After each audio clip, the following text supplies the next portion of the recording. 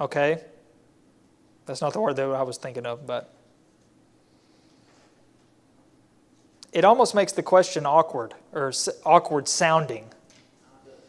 Not, yeah, that's what I was thinking of. Does your teacher not pay the tax? And it also spins a little bit and adds almost a hostility to it. It is almost like they were suggesting that he doesn't.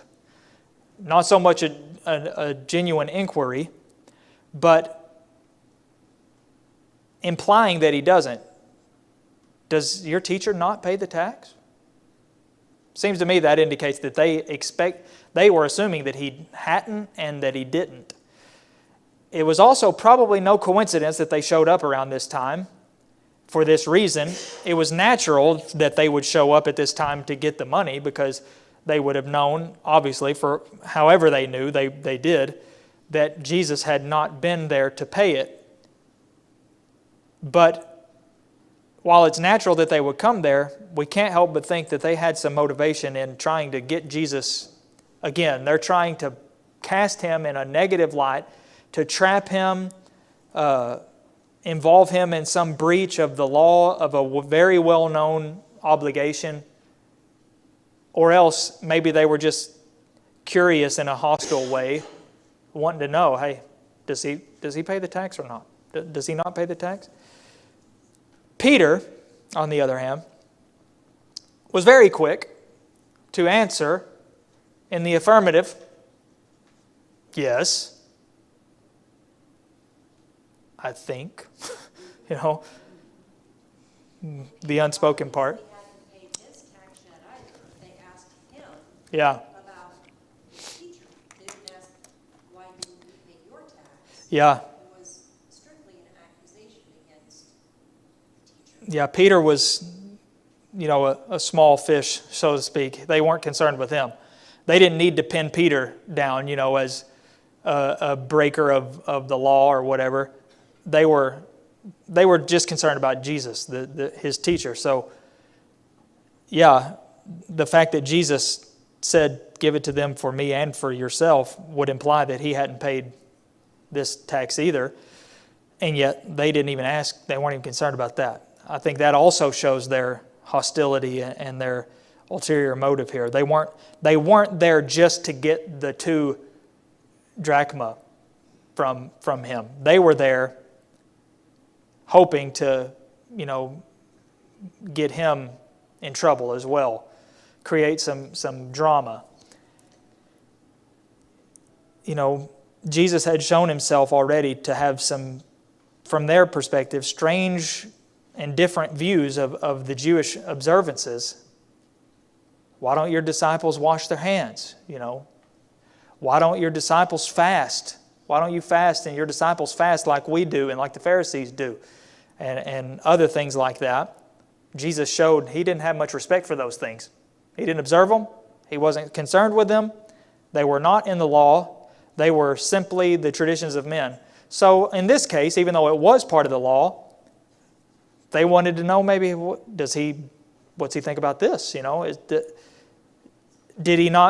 he not paid it because he was away out of town for a few months or a long period of time? Or was it from some weird principle of his that, like the other things, that he didn't pay? They wanted to find out. And as we pointed out, their question implies their doubt, for sure. So I thought it was a good observation that Peter was probably concerned, as they all had been, for the things that Jesus had just told them. We can't let that slip our minds. Verse 24, and this account comes right after Jesus. He records Jesus telling them, again, I'm going to be delivered up, killed, and raised on the 3rd day. Then we know that there was near danger, it seems, often. Jesus continuously insisting at this point on this future that they didn't even want to think about. His desire not to offend, as we'll see in just a minute. and not to provoke those at whose hands he was going to be killed, like he said. These things were probably on Peter's mind, and that may be one reason why he answered so quickly and affirmatively, yes, but without even consulting with Jesus. He could have said, hang on just one second. Lord, the temple tax, yada, yada, and they would have settled it. He could have paid it. But he just said, yes, he does. And then he's going to go inside. Do you think Peter may have been trying to be a little bit secretive here? Just a thought. You think he was going inside to get the money to pay? Or do you think he was going inside to tell Jesus what was going on? There's no right or wrong answer, but I almost get the impression that Peter wasn't going to say anything to Jesus. But maybe he was.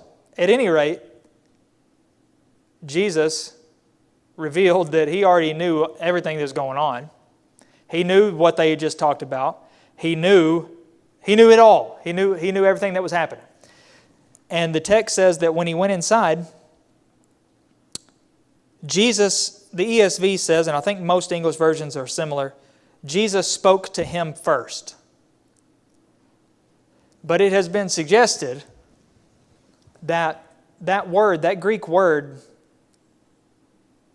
this is the only time it's in the New Testament, but it's in the Greek version of the Old Testament 15 times, and every single time it's translated to anticipate something. It never means to speak first, but anticipate. And Alfred Edersheim said it's the Greek equivalent of a Hebrew word that means to anticipate. So it's almost like this word may suggest not just that Jesus spoke first, but that he arrived at the situation before Peter even told him. He already arrived at the solution before Peter even told him. And so Jesus had anticipated all of this. And so he speaks. Peter doesn't even have to bring it up, whether he was going to or not. And he does so in a very typical way. He just hits him with a riddle. And it's another easy one, because it was supposed to be easy. What do you think, Simon?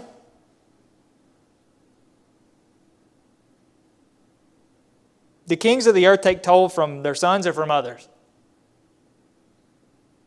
That's a no-brainer. It will be ludicrous for the king to get toll from his son, wouldn't it? Because his son, whose money does the son of the king have? The king's money.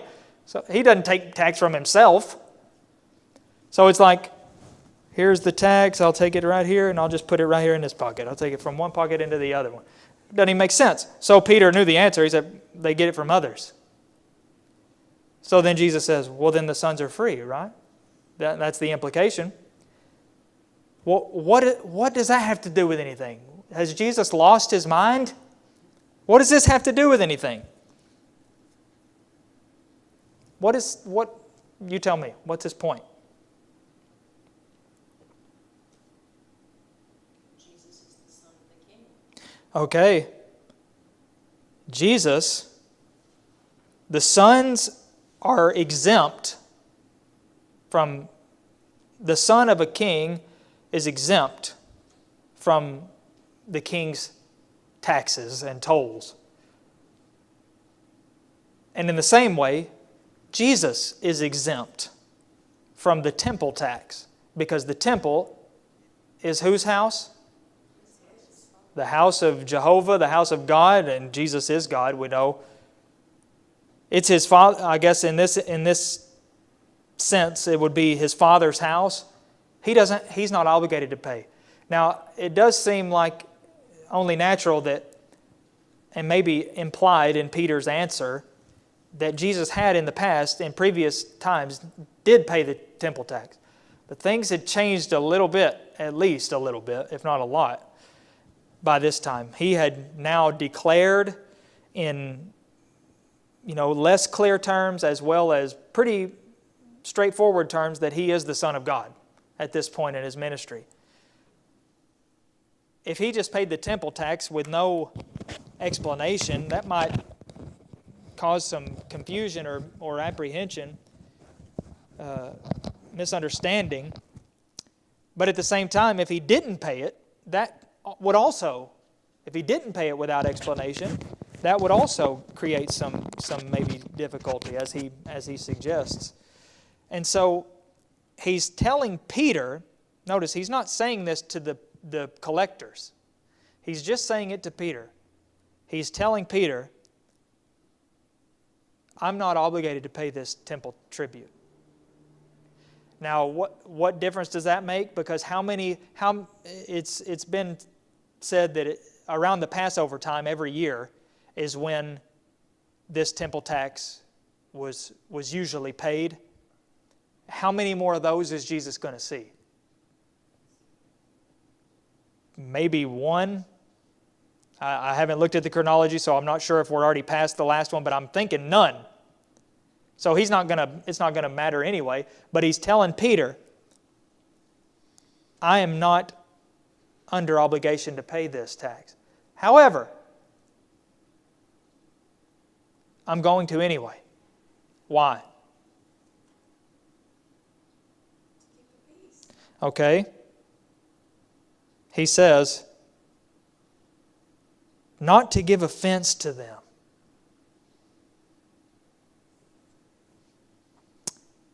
Now, Jesus was not worried about offending the tax the men who were there to get it in the way that we normally think of that. He wasn't worried about making them mad or offending them about the fact that he didn't pay this tax. But he was worried about doing anything whatsoever that would give them fuel or ammunition to paint or cast his ministry in a negative light. And not paying the tax, they would not have been able to understand the principle that he didn't pay the tax, would they? You think those tax collectors would have understood, I'm the Son of the Father in heaven? And they would have said, oh, you're right. So that makes sense, because kings wouldn't want their sons to pay the tax. So, sorry we stopped by. No, not even close. Even if they believed or thought in their minds that he did do things like Nicodemus said, nobody can do the things that you do unless God's with him, and other people made statements like that, they still would have used that against Jesus, don't you think? Because like we said, that's probably the reason they were there in the first place.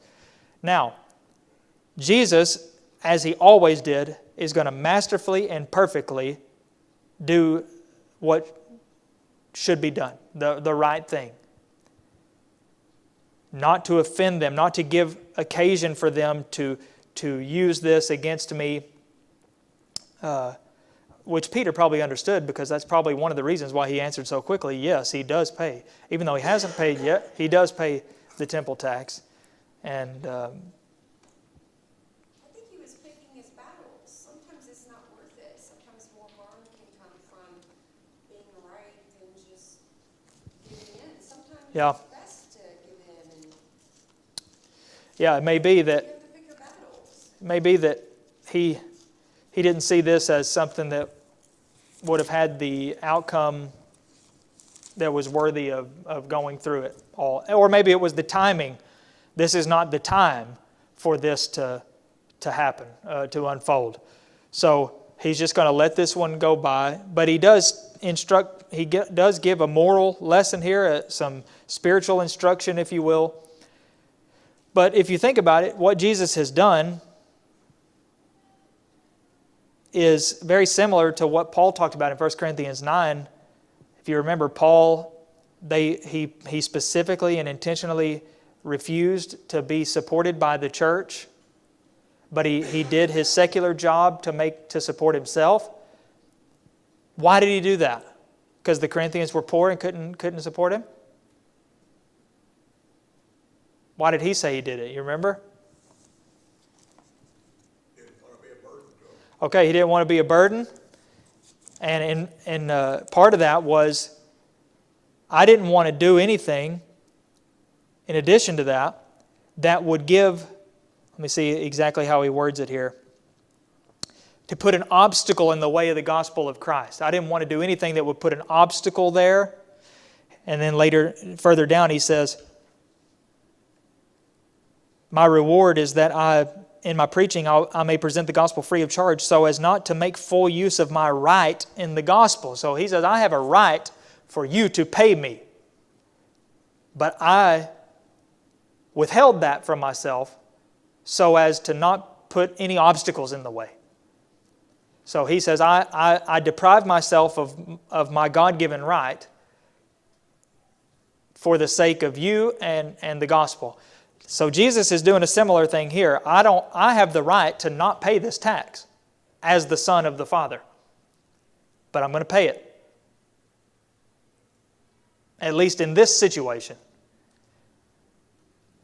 And the way that he pays it is pretty impressive. He says, let me reach here in my pocket or under this couch cushion here. I think I felt something under there earlier. Happens to be the perfect amount. Nope, not even close. He says, go to the sea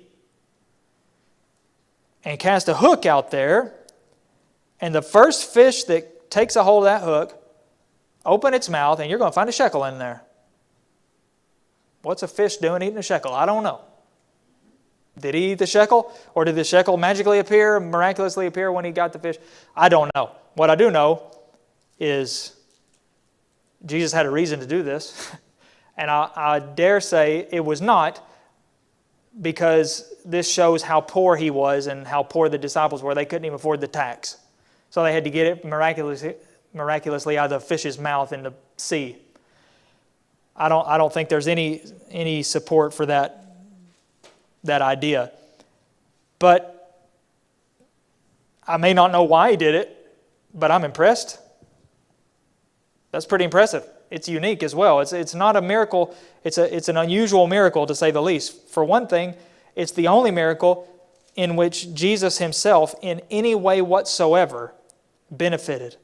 And I would even, put an asterisk by that, because he could have paid this without doing that. But yet, he did technically sort of benefit from that, the result of that miracle. And so it's the only miracle where he benefited personally, even though he barely benefited. It's the only miracle that involved money, that's recorded at least. It's the only miracle of which we're not told the outcome. We don't get to hear the rest. We don't even get to read about Peter going to get the fish, going to the sea. We just understand that he did. And so Jesus did pay the temple tax. Now, very quickly, even though we've already touched on it a little bit, this idea, so as not to give offense to them. This concept, just like Paul, I am not willing to do anything that will create a stumbling block in terms of my cause and my ministry. Now, Jesus did several things that created a stumbling block for some of his opponents, because that wasn't very hard to do, was it? I mean, you could put anything out there and it was going to be a stumbling block to the people that wanted to attack Jesus. But as far as his cause and his ministry and his mission, he wasn't going to contribute to any obstacles in that way. And we shouldn't either, just like Paul. Even though he says God has said that those who live by the gospel or by preaching the gospel should make a living from the gospel, I'm not going to exercise that right, because I care more about you and the cause of Christ than that. So Paul, taking the example of Jesus in so many different ways, I am not going to appeal to my rights. I will forego them for the cause of Christ if need be.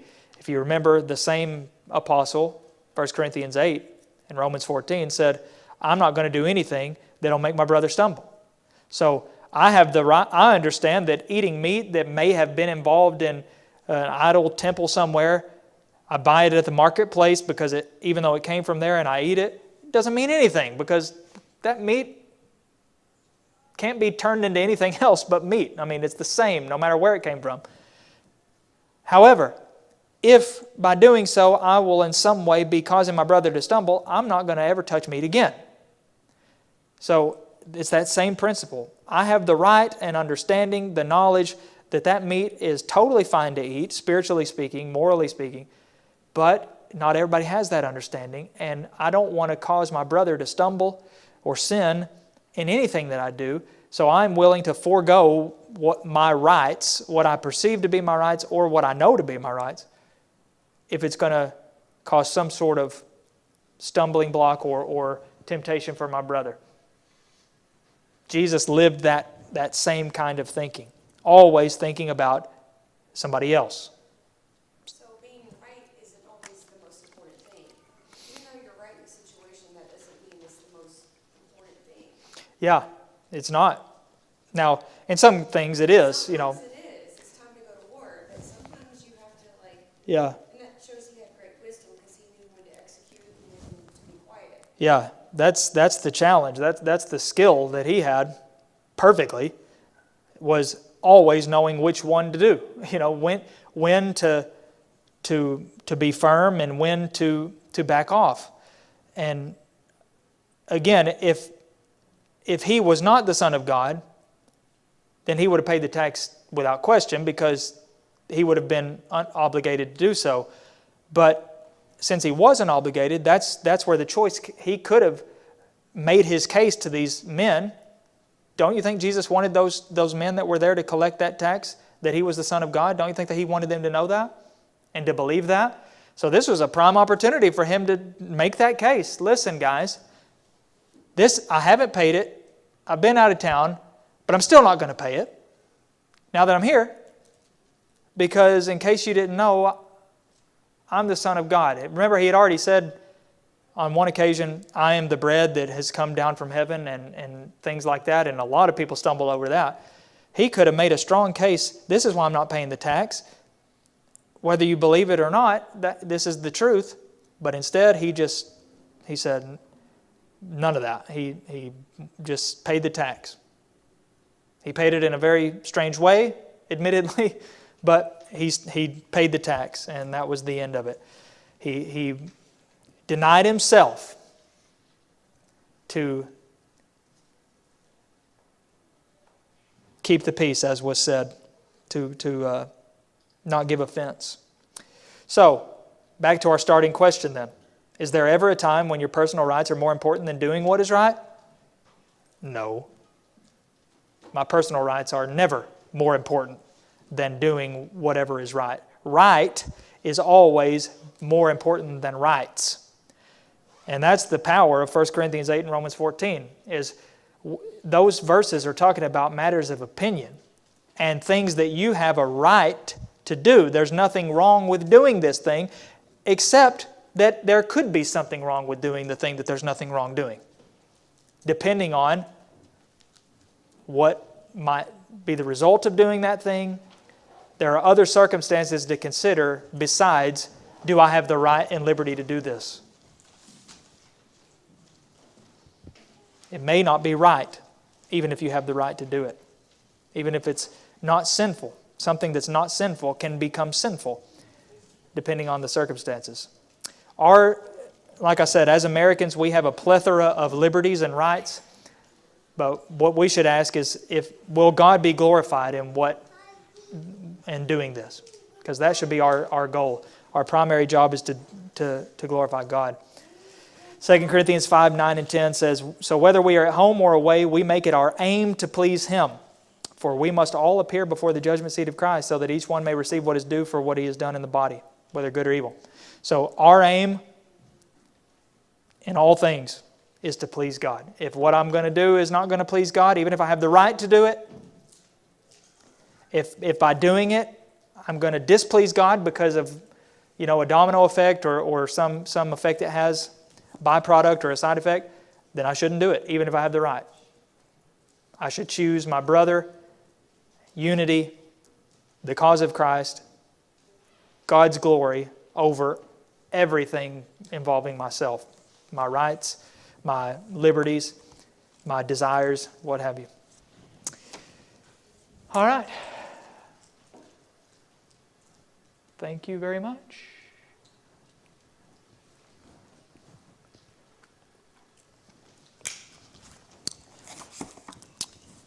Got some announcements, and then you can add to these accordingly.